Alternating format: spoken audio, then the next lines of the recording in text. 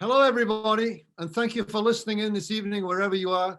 And if you are in Wales, it's early morning, bore da. Hope you and your families are all keeping safe during these very uncertain times. Here in Minnesota, in the middle of the US, up north along the Canadian border, we are broadcasting tonight from the great city of Minneapolis on the shores of the Mississippi River. I'd like to thank Midwest Mountaineering Equipment here on Cedar Ave for the opportunity to share to you about Wales, my country, where I was born and bred. The twice-a-year Travel Expo, one in April and one in November, is a mecca for folks from all over the Midwest to come and listen, meet, and discuss about places around the globe to travel to. Wales is surrounded on three sides by the sea. Oops.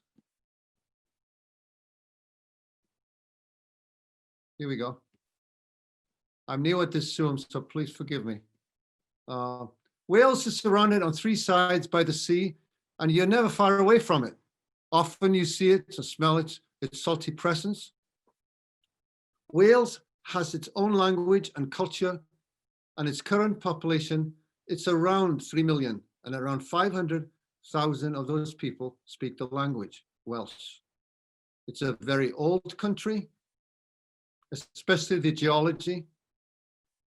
The Cambrian Mountains run from the north to the south, and they're the backbone of Wales. And the Welsh Coastal Path runs all 870 miles along the coast of Wales. It was established in May of 2012, and people actually walk the whole distance. When we walk along this coastal path, we run into people who are actually doing sometimes the whole thing in one go. And I did a presentation at the Expo in Minneapolis, at the Travel Expo a few years ago, and there was a couple in the early 70s who had completed the whole thing in one summer. It was about 3.5 months for them to do the trip. So it's very exciting. So now this is North Wales, and this is Snowdonia, the green area here, the Snowdonia National Park. And this is where we do a lot of our hiking. And you'll see in a minute, I'm going to give you a little history lesson in a minute, and which is not going to last long, but then you'll get to see the images of what you're going to be walking through. Now, Wales, the Celts migrated to what is now the British Isles from mainland Europe. The Welsh are the true pure Britons, and according to the research that has produced the first genetic map of the United Kingdom, scientists were able to trace their DNA back to the first tribes that settled in the British Isles following the last ice age around 10,000 years ago.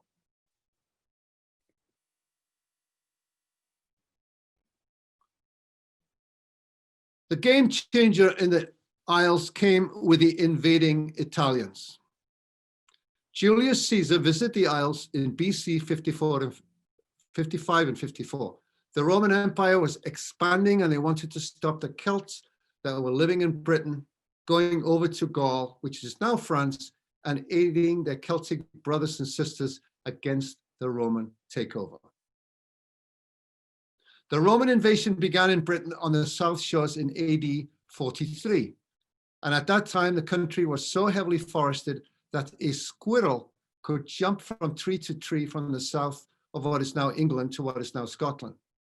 What that tells you is the best way of getting around was walking along the coast or sailing around. It was so wooded, it was so dangerous and difficult to go through the mainland.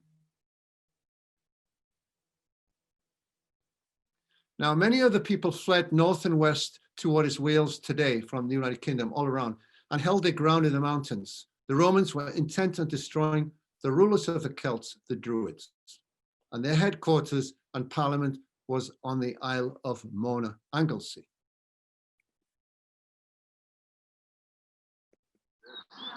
Now, we were there a few years ago, and we actually get to Caerleon on this Roman fort in South Wales, and we were the first people there because we like to get there first before there's a whole crowd of people.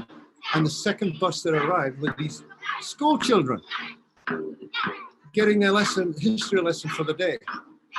Now, this is one of the greatest coliseums in the whole of Europe. And luckily, we were able to capture that for you. Now, the Romans left in about 410. They exited. The Roman Empire was falling, so they decided they left, and they left a huge vacuum and left a place for other people to move in. And the Irish were one of the first ones to come in, and there were battles there, but there were much more formidable battles in the 6th century when the Saxons moved in, and they were not nice people. They actually were ruthless. They were intent on killing all the Celts. And of course, the Vikings, we've all heard of the Vikings. They moved in after that in the 9th century. They pretty much sailed along the coast, and they marauded some of the monasteries, and they knew what they were looking for. And then the Normans came in 1066. William the Conqueror came, and he conquered, and he decided that it was time to finally get rid of these Welsh people. And that was William I. And then by 1282, Edward I came around, and he became the King of England in 1272. And unfortunately, he killed our Prince of Wales at the time, Llywelyn ap Griffith, and he was killed in battle. Now, that was a very sad time for Wales. But one of the the Normans, they settled in these towns, a lot of them left over from the Romans, but they invited into Wales the order of the Cistercian monks. And these were an order of monks living in what is just about where Belgium is today. And he said, if you come to Wales, we're going to get rid of all the locals, and you'll have plenty of space to do your, your abbot business, and you can just move in. Well, they did move in. Now, this Tintern Abbey, which is one of the greatest abbeys in the whole of Europe, was built in 1134.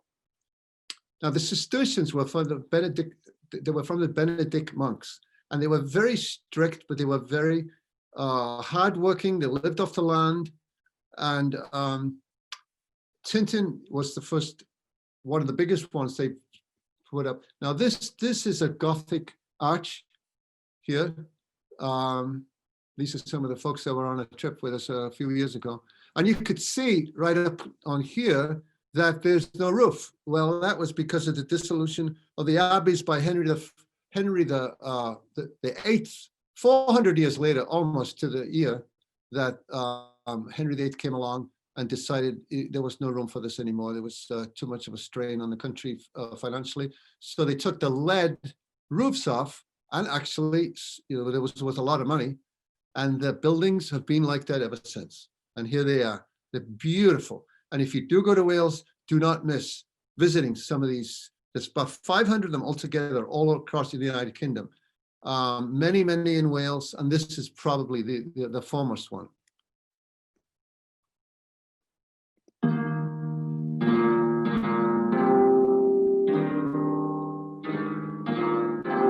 If you go there, I suggest you spend half a day there, just walking around, trying to feel the place out.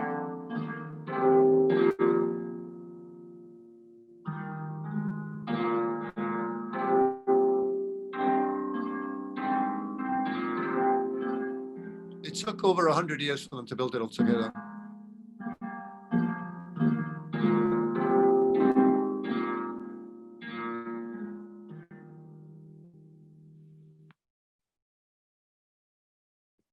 Now, this is another Cistercian abbey, and I'm bringing this to your attention because this is one of my favorite places in Wales also, which is Strata, Florida, which translated means the Valley of the Flowers. It's in a very, very isolated part of Wales, and that's what these monks did. They wanted to be alone. They wanted to work the land. It was an amazing order. There was a lot of people that would join. A lot of men would leave their wives to join the Cistercian order because it was such a good way of life. And they created a woman's monastery too for women who the men had left, but it was not so successful, but it became successful. Now, the interesting thing about this arch is that there is a archaeologist from the University of Wales who's been studying this location for 20 years. He and his wife have been camping here during the full moon, the equinox, and everything else to try and find out what's going on here. Well, Henry IV's men actually attacked this very fort in the early 1400s because Owain Glyndŵr, the Prince of Wales at the time, they claimed was hiding out here. And the brothers, the monks, were actually supporting him. What did the monks do here? They had sheep, they had goats, they had cows, they would make their own beer, they'd make all their own honey. And sadly, it all came to an end when they came and destroyed this absolutely beautiful abbey. And you can see pretty much what they left behind. I mean, they just destroyed it. But luckily for us, they actually kept this Romanesque arch. Roman is the circle. So what's interesting about this is what David has been working on. Why are these intricate little motifs here, which are not Romanesque actually? Where do they come from? Well, they've done now a lot of radar underneath the ground, and they've discovered there's a Celtic church beneath this abbey. And that's where these came from. So anyway, so that's all about that. Hold on. Sorry about that. Somebody's trying to call me. So where are we now? We're going to move on to now. So the Wales has its own language. And William Morgan in 1588 translated the Bible into Welsh. Now, William Tyndale did it in 1526. And William Morgan was the one that was able to do it in 1588. And this was huge for the language in Wales, because people came and they could hear the word and hear the language spoken, because most of the time they were working in the land and weren't able to talk to anybody all week, but they could hear the word and somebody reading it.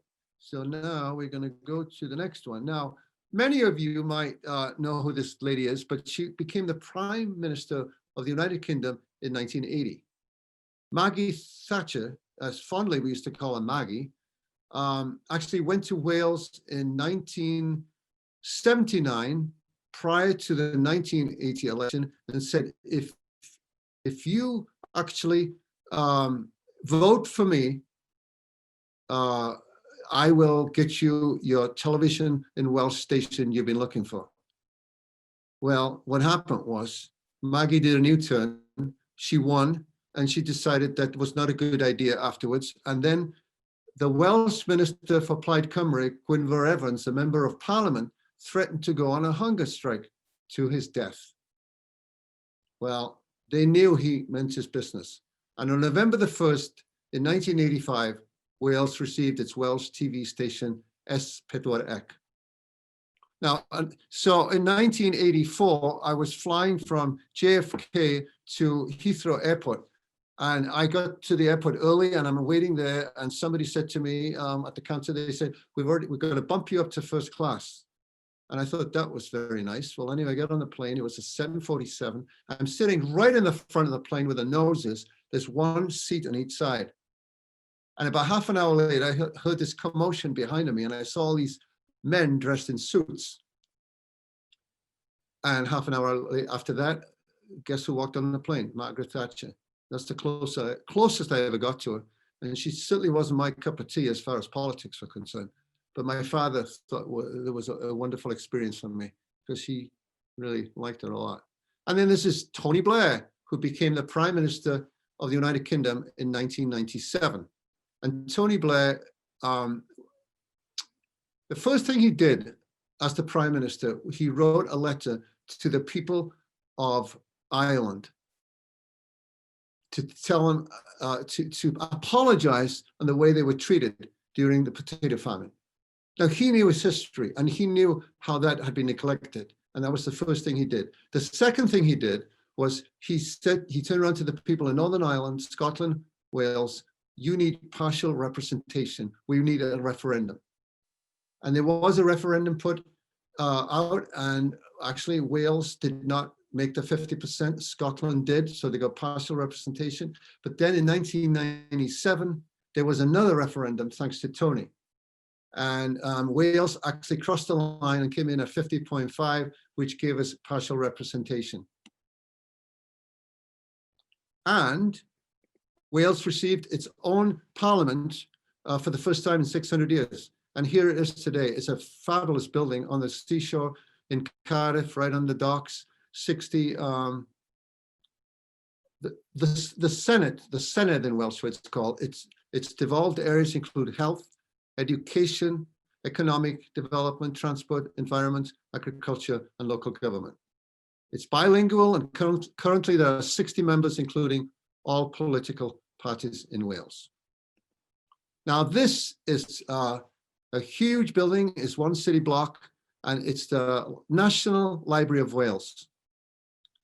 There's over 6.5 million books and periodicals, and they're home to the National Collection of Welsh manuscripts. During the Second World War, there was a lot of paintings that came by train to Wales to be put in the basement of this library because it was bomb-proof. It was a huge secret that they were there. But on another note, the Germans, when they're doing their sorties up the coast of Wales, actually they would go right behind where I am right now and head for Liverpool. They would go by this building, they would fly over it. And they decided not to bomb it. And the reason we found out after the war was because it was a marker when they went up the coast of Wales. They wanted to know where they were because of this building. And here, there's one of the largest collection of Arthurian stories from all over the world. This is a 14th century text. Now, this is right on the end of the Llyn Peninsula. And when we do our hiking along the coast, this is oftentimes where we start. And this is St. Hywel's Church. This has been a place of worship actually since from the 6th century. And this is where R.S. Thomas, the Welsh poet, actually finished his work as a minister. Now, yes, there are, I think, what did I say? 3 million people live in Wales. Well, there's 4 million sheep. They're all over the place.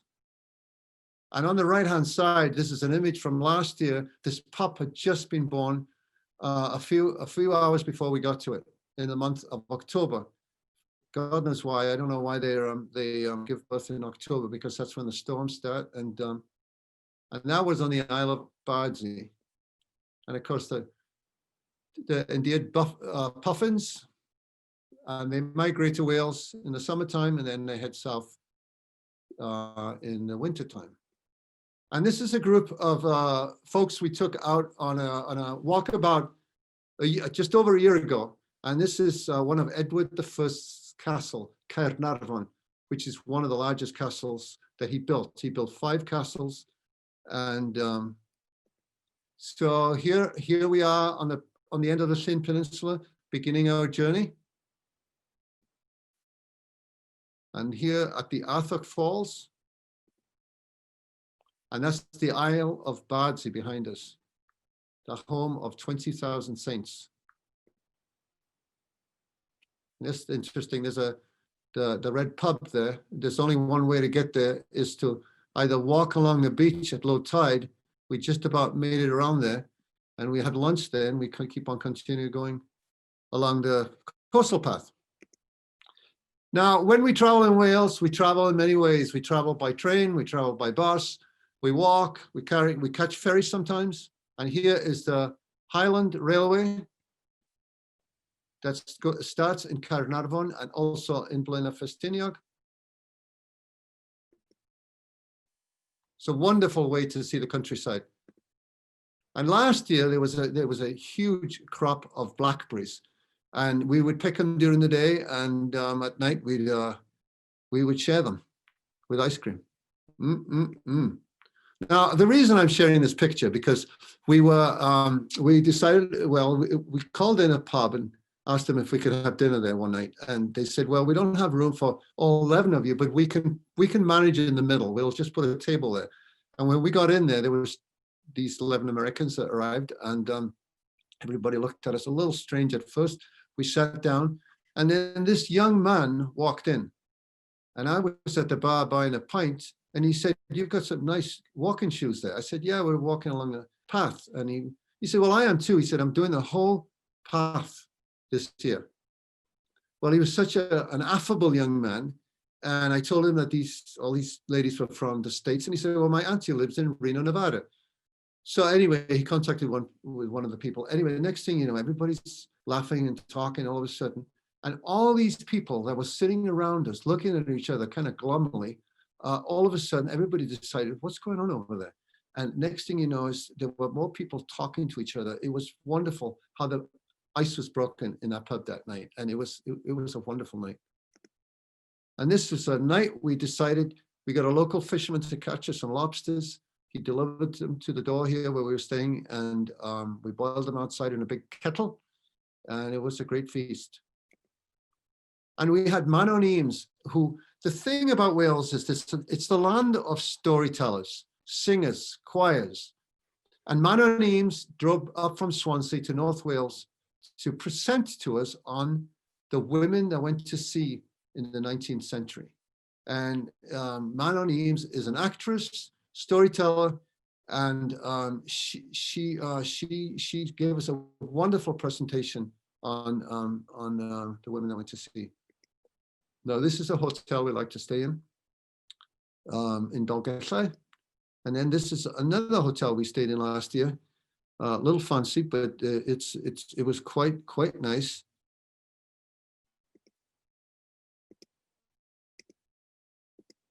And here we are at breakfast time. Now, the thing is about Wales, how's the food over there right now? Well, actually, the food is doing really well. The food business has really picked up. Now, this, with 10 ladies, this was one of the best favorite meals that people liked, and it's called the Welsh rarebit. And it's made with cheese, with toast underneath it, but you have to have the right cheese and the right bread. And I think some of the people that partook in this walkabout actually are listening in tonight. They might call up and tell you a few things about some of the food, maybe. So here is another lava cake, which is made with seaweed, which was actually the first one I'd ever tried. And we actually got the recipe for this, and also for the Welsh rarebit on the other side. Now, this 4-star hotel we stayed in, you could see all the booths all lined up. And it was nice to get up in the morning, and they were nice and warm and dry before we went off hiking for the day. And Tilly here on the right, she'd left her coat on the train, and we went to a secondhand shop, and the lady there decided she was going to give her her coat, a second coat she had. Anyway, that's what that's all about. So anyway, then we set off up the mountains. This is in the Snowdonia National Park now. And actually, Tyrai Mawr is to the right, and Cadair Idris, the great massif, is behind, which we'll get a really good picture of it in a minute. And this is actually this is when we were kids in Wales. We used to have a picnic there with my grandmother. She used to love this spot. This bridge is probably over 2,000 years of age. Now this spot right here, it's a very special spot. And I've taken many groups there, and when people actually get there, they realize there's something going on there. There's this. I had an experience there when I was a kid. Walking through it, I had very magical experience. But anyway, I could see there's something going on here. She's picked up on it. And it's the second time I've taken a group of people there, and they realize there's something here that I can't see. So here is a spot that it's a bistro we like to stop at, one of our favorite bistros. And Maya Thomas Evans is playing the harp for us. And she's a masterful storyteller also, and a singer. Now, the man on the left, his name is Twm Elias. And Twm Elias is one of the great storytellers of Wales. And yes, we were able to get him last year to talk about the ancient folk tales of Wales, the Mabinogion. And yes, he actually spent a couple of hours with us one evening, and then the next night he jumped on the bus with us with Ivan Hughes, which is, you see on the right-hand side, our friendly bus driver, who is a wonderful man and a storyteller, and he actually tells stories on the radio from time to time on the BBC. Hold on a minute, I just have to catch up with something in here. I'll be right with you. Anyway, Twm has a wealth of knowledge on all things pertaining to his Welsh homeland and is often featured in the BBC, as I said. So the next caption, so then Twm decided, he said, can my choir sing for you tomorrow night or before you leave? So they were going to come to the hotel where we're staying to sing for us. But the hotel management decided it was probably going to be too loud for them with all the other people who were staying there. So Twm says, well, we have the key to the church next door. We'll sing for you in the church. And there's Twm right there singing to us. Yeah. It was a wonderful night. And as we made our way home to the hotel, down the street, there was a full moon. And we took a left and we go back to our hotel. It was a wonderful night. So here's another shot of walking the path now. This is in May time in South Wales, and the thrift is out, these beautiful flowers. And of course, the path they run along the edges most of the time. Sometimes they cross beaches. Sometimes you might have to divert into the town to actually navigate through the city. And this is another group that we had out with last year in the fall, and that's the island of Anglesey right behind us. Oh, now and again we have to stop from some nourishment and some Welsh baked goods. Now, what you see on the left is flapjacks, and they're probably one of my favorite baked goods in Wales. They're absolutely delicious. Some of them have raisins in them, and they have nuts in them, and all kinds of things. And then the Welsh cakes on the right-hand side. And wherever you go in Wales, you'll probably get Welsh cakes right in front of you. So when you get there, don't forget these two. Very good for you too. This is an ancient bridge that goes up to Castell Emrys, the castle of Merlin. And there is a huge connection with King Arthur and Merlin right at the top of the mountain, right up above this. And it's very well documented. And it was an Iron Age fort. Well, actually, it was a Roman fort prior to King Arthur. No. There was a Roman fort, then it was King Arthur. And prior to that, it was a hill fort, an Iron Age hill fort. It's a very interesting spot.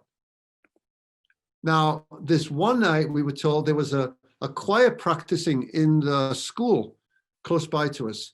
So we drove there and they entertained us. It was just purely practice. But when we go to Wales, most of the time we go and listen to them practice, not just performing for us, because then you can get to meet with them. They want to meet with you. They want to talk to you, find out where you're from.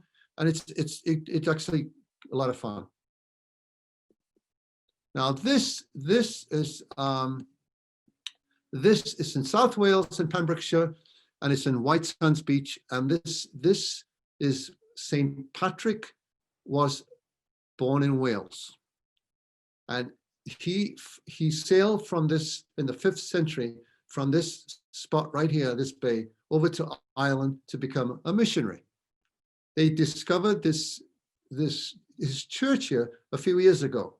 And the wind and the sea was taking, they could see that there were some graves being exposed, and they've decided that there's an archaeological dig from the University of Sheffield, and now they go down there every year, and they've just uncovered over 100 bodies that were buried there between the 6th and the 11th century. A lot of them were children, actually. And what was nice about this is that they were engaging the local people. These were local people who said, I remember the woman on the left saying, if I wasn't doing this, I'd probably be watching television.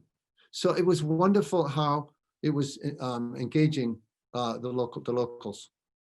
And this is a standing stone, and it probably been here for 2,500 years.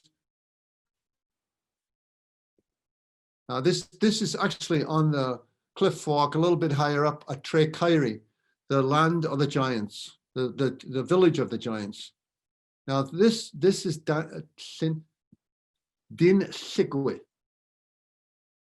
Now this is a very interesting village on the island of Anglesey. This ancient village, well, it's Celtic Roman.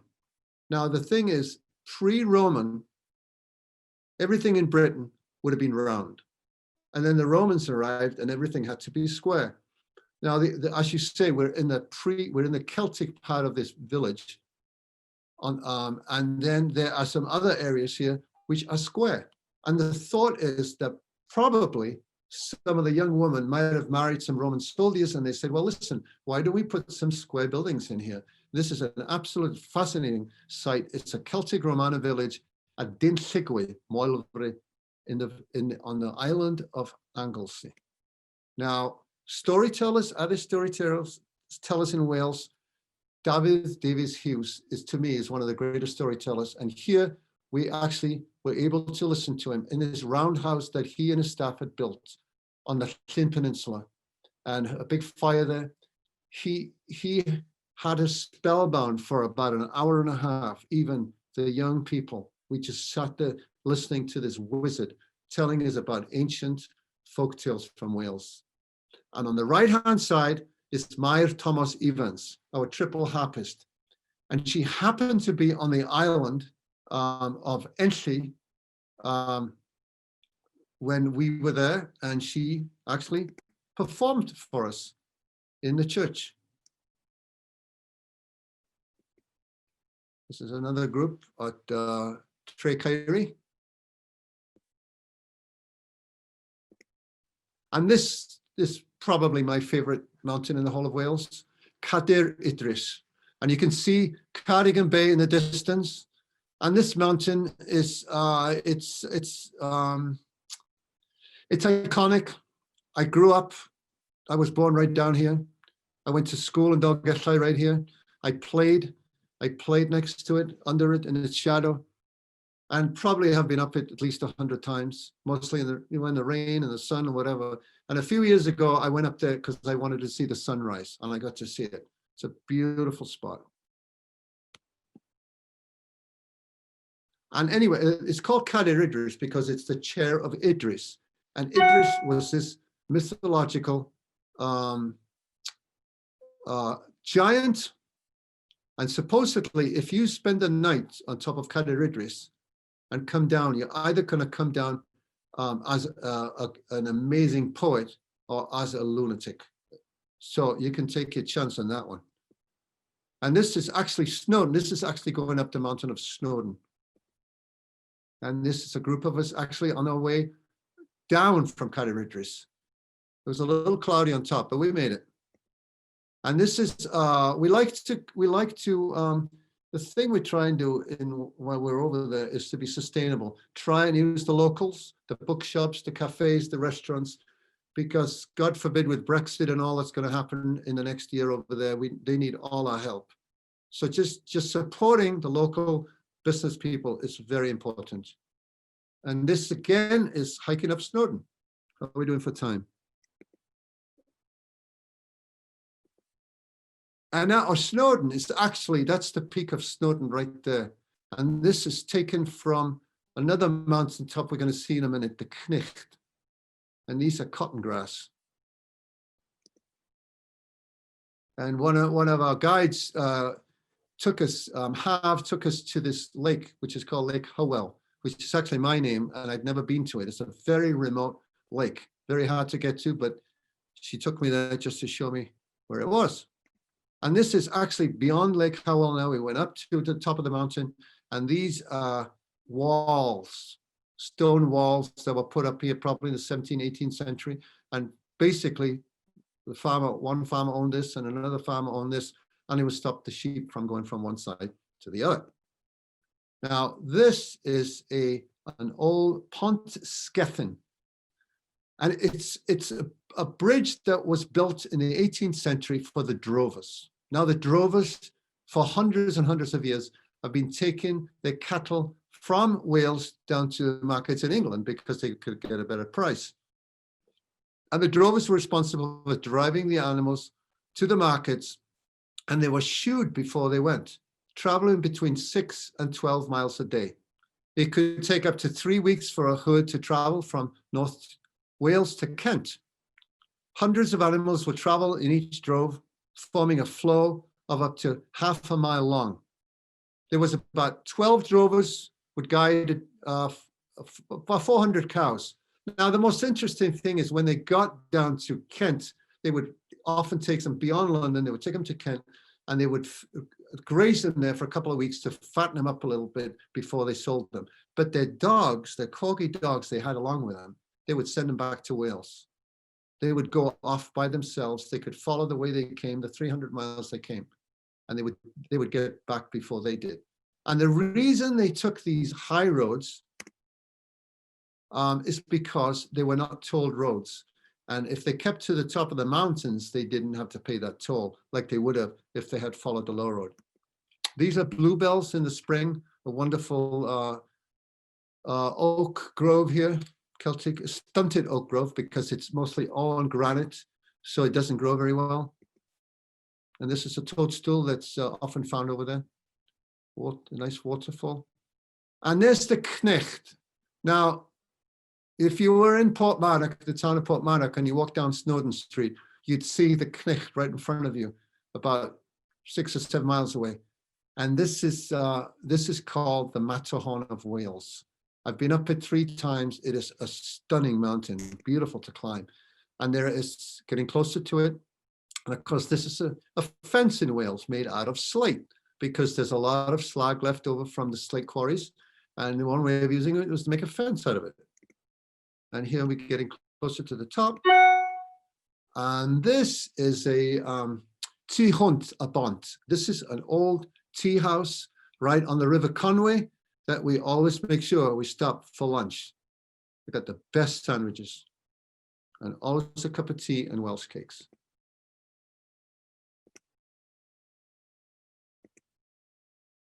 And there's Snowdon again in the distance. And this is taken from Merlin's Castle. And this is the little town of Beth Gellert. It's right at the base of Snowdon. And we often stay here for a night or two. Oh, I love this image because it's the one on the left is the giant's nose, and it's in a very remote hillside in Wales. And it was my one of our tour guides, walking guides, actually took me there one day, and it was very foggy, as you can see, but it was very prominent, the nose. So this is in central Wales. This one right here is actually in the Chiricahua Mountains in southeastern Arizona, where I love to go hiking. And when I looked online on Google Earth, they're actually 5,025 miles from each other. And I often wonder, are they related to each other? So we're almost at the end here, and then we're going to have some question and answers. But we always try to engage and go and listen to choirs. And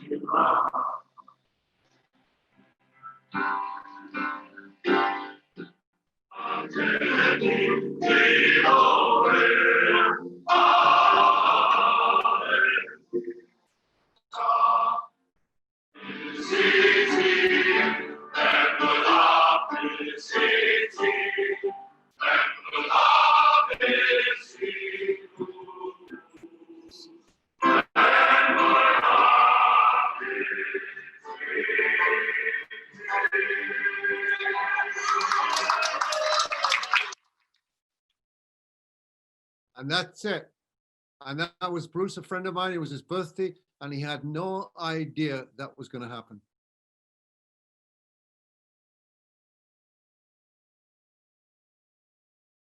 All right, are you ready for questions? Yes, I am. So do I need to share the screen now? Is that what I need to do?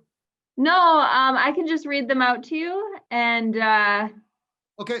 we're just seeing your video right now. So you've got somebody in the chat saying, I think they must have gone on a tour with you. They said they're cheersing you, and they're drinking Penderyn whiskey, a Welsh whiskey they discovered I know, with that's you. Mary. we had Mary that came to Wales with us, and she really liked some good whiskey. And there's a whiskey made in Wales called Penderyn, and it actually means the head of a bird. And it's actually a wonderful whiskey, and Mary particularly took a liking to it. And I'm glad she's out there enjoying it tonight. Yes, Thank she you, says Mary. cheers to you. So then another question somebody had was wondering what kind of shape they need to be in to hike the path. Well, that's a very good question. Now, we actually, most of the people that come on our trips between the ages of, I would say 48 and, well, actually 79, 80 was the oldest. Now, we actually make it, I would say moderate. I mean, we're going to walk usually between 7 and 10 miles a day. We make it so you can actually walk for half a day if you want. So we can, most days we can, if you ask, we can make it so we can pick you up halfway. Somebody will come and pick you up. Then the other thing is sometimes people say, well, you know, I overdid it yesterday. I'm a little sore today. Can I take a day off? And what can happen is people will, from time to time, take a day off, and then we meet them at dinner time. That can happen. We had one lady on our trip that said, I don't want to walk. I just want to read books in the hotel and hang out and talk and visit the locals, and then we'll see at supper. So there's all kinds of opportunities. But I would say, you know, if you're going to come on a walkabout, you just, well, I tell people you need at least to walk, you know, 5-6 miles a couple of times a day, a week, not a day, a week, or something like that. But build it up. Spend about 3 months building up so you can walk about 5, 6 to 7 miles a day. Okay. Another question, and I'm just going to add for anybody that's watching that isn't using the chat, you can enter questions in the chat below and I'll read them out. Yep. Somebody's wondering, what is the weather like in October? Well, actually, October, believe it or not, it's a very good month. September is good. The spring is good. Okay, in the spring, you're going to get a little bit more rain, but you're going to get the flowers. You're going to get the birds coming back. You're going to get the puffins.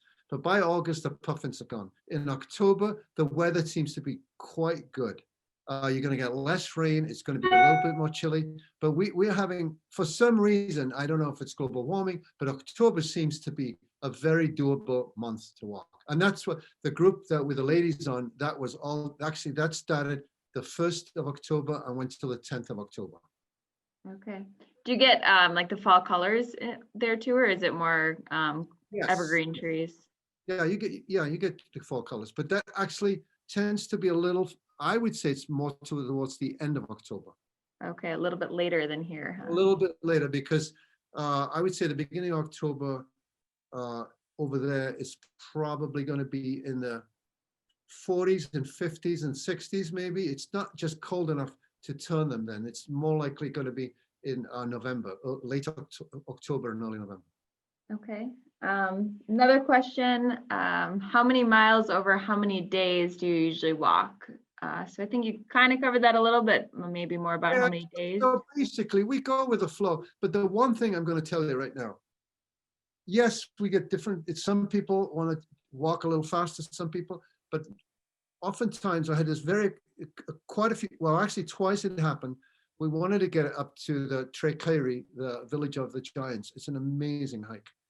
And I said, listen, there are people here who are in their mid-70s and they really want to get up here. Why don't we work as a team and see if we can all get to the top? And you have to be together anyway, because sometimes if the fog comes down quickly, you have to be careful that you can see each other. It always works out somehow or another. If we work as a team, and oftentimes those people that want to go 50 miles an hour, they'll back down, and we accomplish something together. And I think that's very satisfying. Yeah. Another person wants to know a little bit more about what kind of food they can expect. Well, here's an interesting question. I thank you for the letter, for the question, and the truth that you can just about get anything you want. We've had 100% vegetarians on the trip, and they've always been accommodated. The food can vary from, it's as good as anywhere else. Seafood, particularly. Seafood, meat, lamb, beef, it's all very good. It's all changed in the last, I would say in the last 10 years, where everybody's competing against each other. So the food is very varied and very excellent. Okay. Are there specific foods that the Welsh are known for? Yes, lamb is particularly good. Seafood, baking, of course. But you're going to get where you can. There's one particular restaurant we like to stop at, and unfortunately, Blake and I weren't able to get the image of it. But it's a Spanish restaurant, and it's a paella. It's one of the most famous paella restaurants in the whole of Wales, and it's not even on the seacoast. It's inland, and the food there is top shelf. So you can find what you're looking for most of the time. Yum. Somebody named Brian E would like to know if you allow Irish on your tours. Depends if they Brian, I know who you are. I think he's going to come on one of our trips. Yeah, we will. We love the Irish. We love the Scots. We have a little trouble sometimes with the neighbors to the east, but we get on with them all right. The Irish are fine. No problem. All right. Well, I'm sure he'll appreciate that. What is your favorite section to hike if you only have a week or 10 days? Ask the question again. I'm sorry. Somebody is just wondering about a favorite section if they are limited on time to say a week or 10 days. Our walk, when we walk for about 7-8 days. Okay. We actually do most of our trips in the north. We do them sometimes in the south. We did a trip for 8 days along the South Shore. And it was going from Hywel to Hywel, and we would stop the night and stay in hotels and walk along because in the old days, as I said, there were trees everywhere and everybody used to walk along the coast. So a lot of those coastal paths, like right behind me right now, there's a coastal path that goes right across there. And those paths have been used for over 2,000 years. And that's where the ancient pilgrims used to walk around. So there's sources of water there. So they used to stop in those places. And some of those paths, when you're walking along them, they're actually rounded because they've been walking there for so many thousands and thousands of years. And that's where you're going to find some interesting places to visit, historical places to visit. So I would say we usually go for 7-8 days. Sometimes we'll do a 10-day trip. And I say, if people want to come with us and want to suggest a trip and they have friends they want to join, we'll do a special trip for 6 or 8 or 10 of you. Okay. Somebody is wondering if you're planning tours for next October and if you're thinking the pandemic will be sufficiently contained in Wales by then. Very good question. Right now, we have 2 walkabouts in September. We're waiting to see what happens. We have a bus tour also next September. But the trips, the walkabouts, there's quite a few of them coming up in the next 2 weeks. Will be on our Facebook, on our website. We'll have many.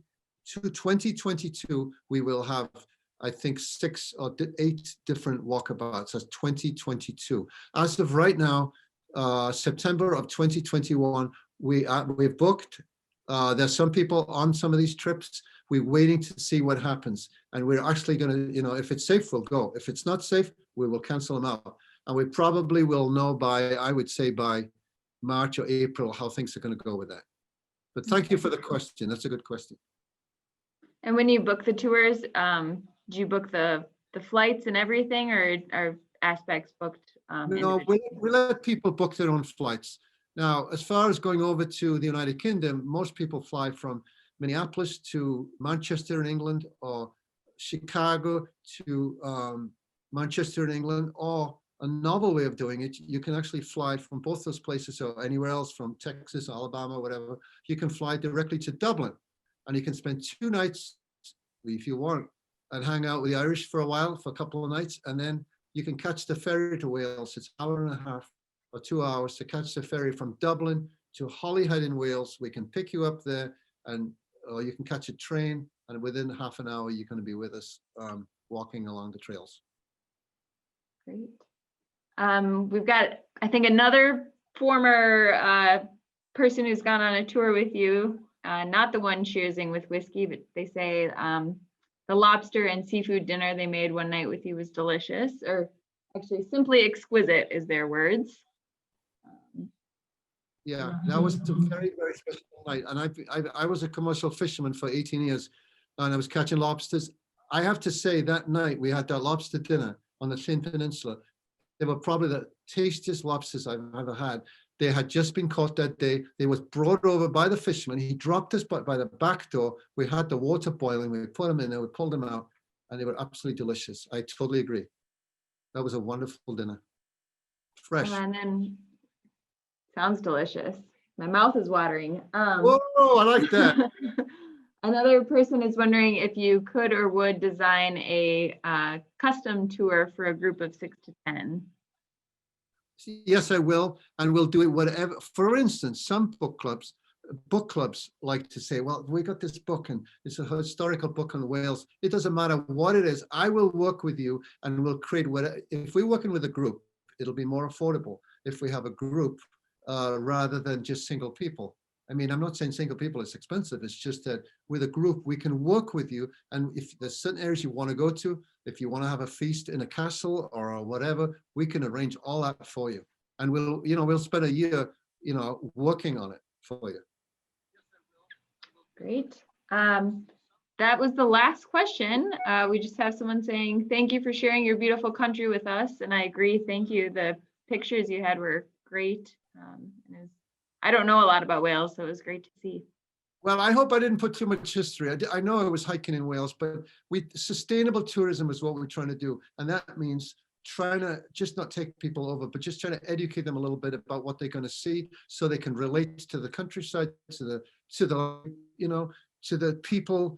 The people in Wales are not like the people in Ireland, Scotland, England. The one thing I want to say is the Romans did not go.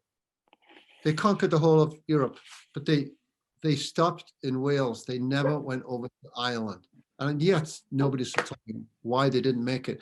But because of that, the Irish have retained their Celtic, they're much more Celtic than we are. We lost a lot of it because the Normans, were there and they changed things it was a game changer for us. I mean, we were, the Druids were an order that, women were a big part of the society. And then the Romans arrived and they were a male-dominated society. So it changed it. In Ireland, things are a little different. So we love going over to Ireland. What was the question? What were we talking about again? Oh, it was just a thank you for sharing your presentation and all the beautiful pictures. Well, I would like to thank everybody for tuning in tonight, wherever you are. And thank you for trusting us to take into Wales if you've been on one of the trips. If we can help you in any way, if you want to call me, email me, I'll answer any questions you have on Wales at wildwalestours.com. If you go there, well, you can email me and I can answer any questions for you. And I really appreciate you tuning in tonight. And thank you very much for listening. Thank you. I'm going to stop the stream now. That was wildwales.com, right? Wildwalestours.com. Wildwalestours.com. And All Sharon, right. thank you so much for helping out tonight. I really appreciate it. Not a problem. Thank you again. Thank you. Thanks Good night. everyone for tuning in, and have a great night. Good night.